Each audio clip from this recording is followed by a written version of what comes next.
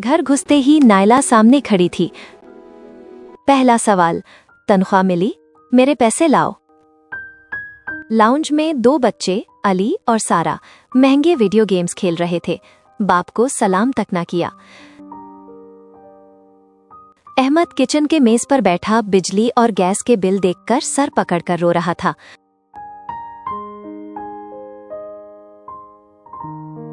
नायला कमरे में आई और जेवरात का कैटलॉग फेंककर बोली, मुझे ये सेट चाहिए वरना घर में सुकून नहीं मिलेगा।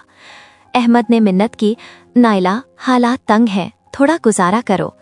नायला चीखी, तुम्हारी ये कंगाली मुझे मार डालेगी, मुझे नहीं पता कहाँ से लाओगे। बेटे ने भी फरमाइश कर दी, अबू दोस्तों के साथ पार्टी करनी है, 10,000 चाहिए।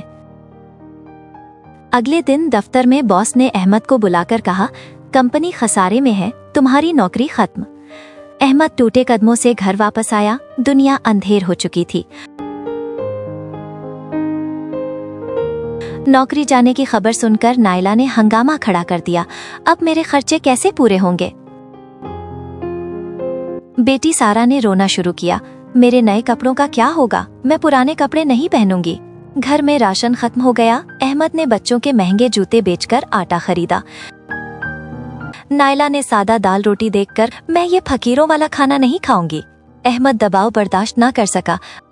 अचानक उसके सीने में शदीद दर्द उठा। वो वहीं कालीन पर गिरकर बेहोश हो गया। घर में अफरा तफरी मच गई। अस्पताल के इमरजेंसी वार्ड में डॉक्टर ने कहा, फौरी एंजियोग्राफी के लिए पैसे जमा कराएं। नायला ने पर्स टटोला, वो खाली था। एटीएम कार्ड्स भी ब्लॉक थे। बच्चों के हाथों में महंगे फोन थे, मगर बाप के इलाज के लिए 1 रुपया न था।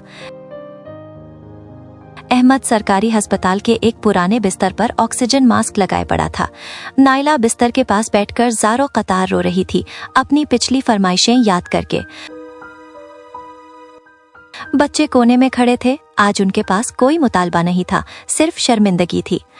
नायला ने सोचा, काश मैंने पैसों से ज्यादा अपने शौहर की कदर की होती।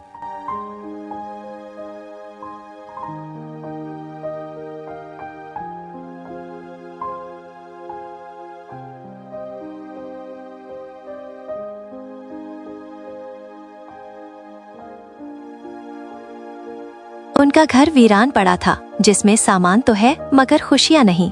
सबक, लालच का अंजाम पछतावा है।